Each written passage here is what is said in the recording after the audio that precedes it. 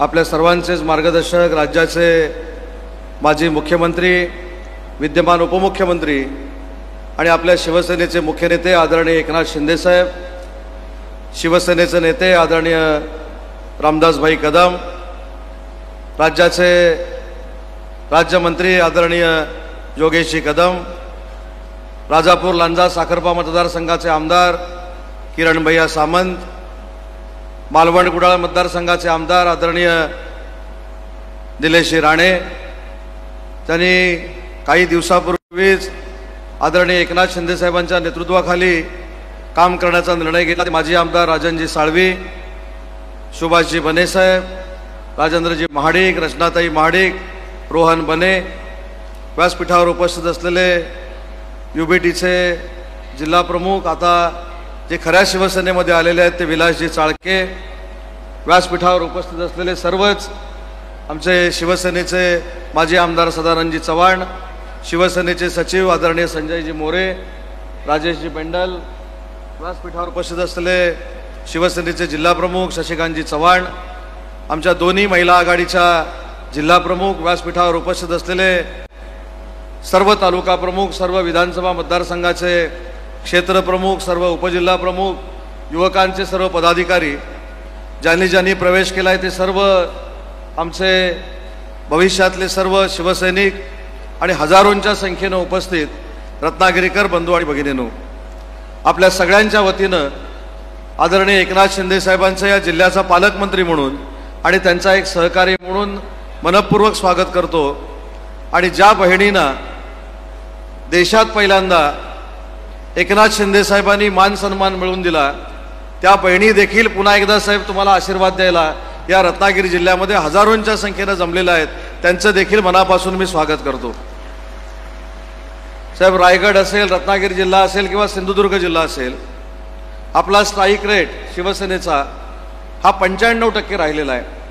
आपण जेवढ्या जागा लढलो त्याच्यातली एकच जागा फक्त आपण पराभूत झालो, परंतु राजेशजी बेंडल, तुम्ही जरी 1500 किंवा 2000 मतानं पराभूत झाला असाल तरी शिवसेनेसाठी तुम्हीच आमचे आमदार आहात, त्यामुळे तुम्हाला चिंता करण्याची काय अजिबात आवश्यकता नाही। साहेबांच्या नेतृत्वाखाली विधानसभेच्या निवडणुकीला माननीय शिंदे साहेब आपल्या सगळ्यांचा आशीर्वाद मागण्यासाठी आले होते। आपण शिंदे साहेबांना आशीर्वाद दिलात, आम्हाला सगळ्यांना आशीर्वाद दिलात, आम्हाला सगळ्यांना पुन्हा एकदा विधानसभेमध्ये पाठवलं, परंतु त्याची जाणीव ठेवून पुन्हा एकदा आपल्या सगळ्यांचे आभार मानण्यासाठी आदरणीय एकनाथ शिंदे साहेब आज रत्नागिरीच्या दौऱ्यावर आहेत। आज रत्नागिरीच्या दौऱ्यावर येत असताना आपल्या सगळ्यांना हे देखील माहिती असलं पाहिजे की मागच्या 2.5 वर्षामध्ये राज्याचे मुख्यमंत्री एकनाथ शिंदे साहेब ज्यावेळी होते त्यावेळी आमच्या कुठच्याही मतदारसंघामध्ये एकही रुपया एकनाथ शिंदे साहेबांनी कमी पडू दिला नाही। रत्नागिरी जिल्ह्याचं स्वप्न होतं की आपलं मेडिकल कॉलेज असलं पाहिजे, आज आपल्याकडे मेडिकल कॉलेज आहे। रत्नागिरी जिल्ह्याचं स्वप्न होतं इंजिनिअरिंग कॉलेज असलं पाहिजे, आपल्याकडे इंजिनिअरिंग कॉलेज आहे।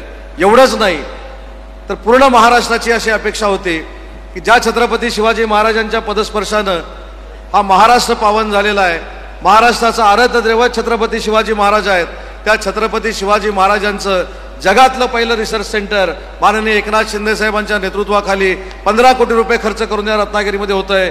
साहेब, पुन्हा एकदा 6 महिन्यानंतर तुम्हाला त्या उद्घाटनासाठी देखील रत्नागिरीमध्ये यायचं आहे।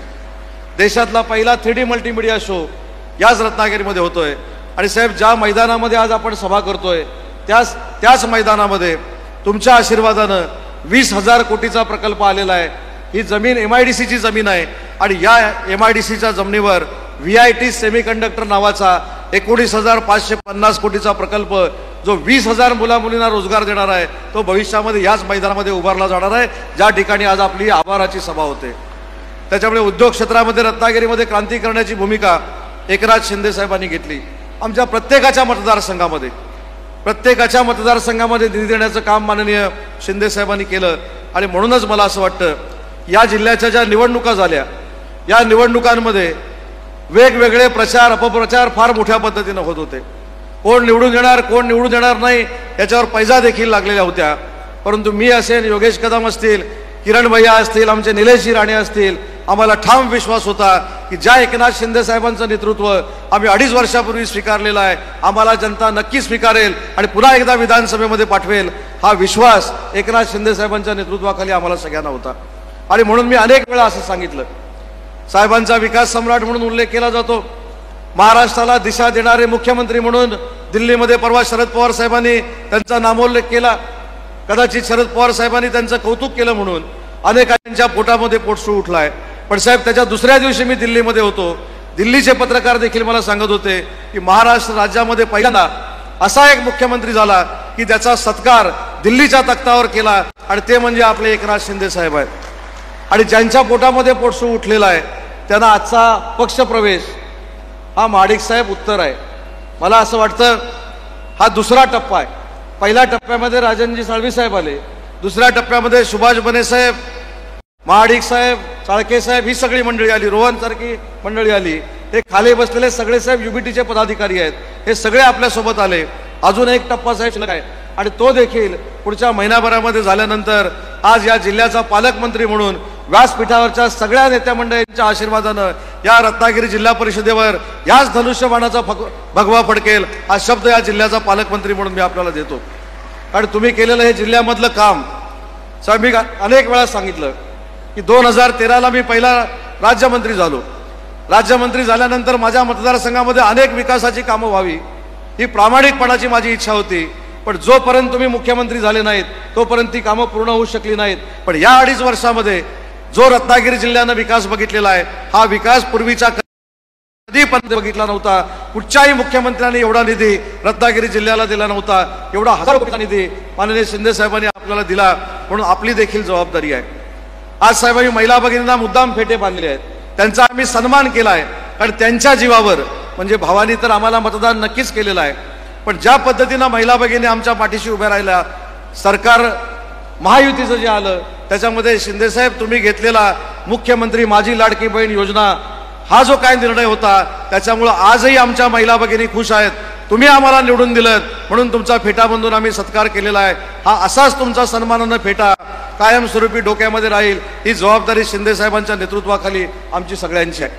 काल साहेब तुमच्या आशीर्वादानं मी एका कार्यक्रमाला परभणीला होतो. त्याच्या आदल्या दिवशी काही लोकांनी सांगितलं की माननीय शिंदे साहेबांनी निर्माण केलेली मुख्यमंत्री माझी लाडकी बहीण योजना ही बंद होण्याच्या मार्गावर आहे.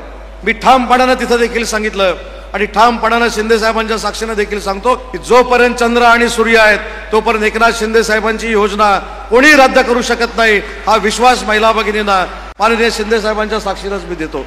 आणि म्हणून रत्नागिरीकरांची जबाबदारी आहे, ज्या नेत्यानं आपल्याला विकासाची दिशा दिली, ज्या नेत्यानं आपल्याला पाहिजे ते दिलं, त्या नेत्याच्या मागे ठामपणानं उभं राहण्याची भूमिका आज सगळ्या प्रवेशकर्त्यांनी घेतली.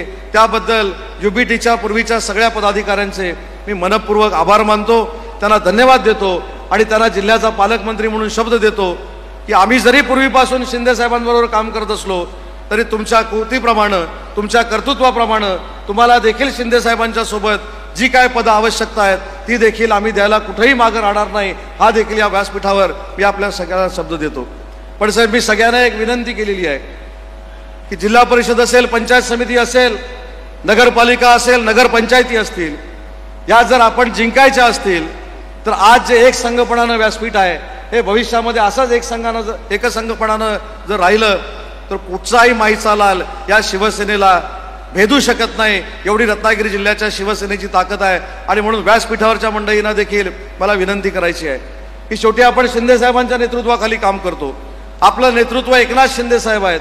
त्याच्यामुळं माझ्या संघात काय झालं, तुझ्या मतदारसंघामध्ये काय होणार आहे, पूर्वी काय झालं याची चर्चा करण्यापेक्षा आपण शिंदे साहेबांचं नेतृत्व जर मानलेलं असेल तर शिंदे साहेबांना मोठं करण्यासाठी जे जे काय करावं लागेल ते व्यासपीठावरच्या सगळ्या मंडळींनी केलं पाहिजे. ही माझी प्रामाणिकपणाची त्यांची एक सहकारी म्हणून भावना आहे. आणि म्हणून शिंदे साहेब या जिल्ह्याच्या वतीनं पुन्हा एकदा मी आपल्याला शब्द देतो, येणाऱ्या स्थानिक स्वराज्य संस्थेमध्ये तुम्ही हा जिल्हा सोडून बाकीच्या महाराष्ट्राच्या जिल्ह्यामध्ये वेळ द्या. बरे साहेब बरोबर आहे ना, साळवी साहेब? सिंधुदुर्गामध्ये निलेशजी राणे असतील, निलेशजी बरोबर, दीपकजी केसरकर असतील, आम्ही सगळे असू, आम्ही तुमची ढाल बनून या स्थानिक स्वराज्य संस्था तुमच्या ताब्यात आणून देऊ. हा शब्द या विराट सभेच्या निमित्तानं मी आपल्याला देतो. पुन्हा एकदा आपण रत्नागिरी जिल्ह्याच्या मतदारांचे आभार मानण्यासाठी या रत्नागिरीमध्ये आला त्याबद्दल या जिल्ह्याचा पालकमंत्री म्हणून तुमचा एक सहकारी म्हणून तुमचे आभार मानतो.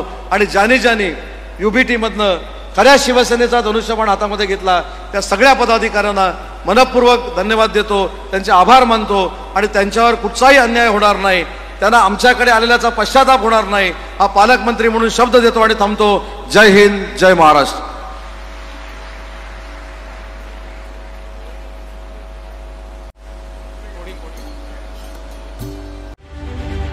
रत्नागिरी 24 न्यूज चॅनलला आताच सबस्क्राइब करा आणि शेअर करायला विसरू नका.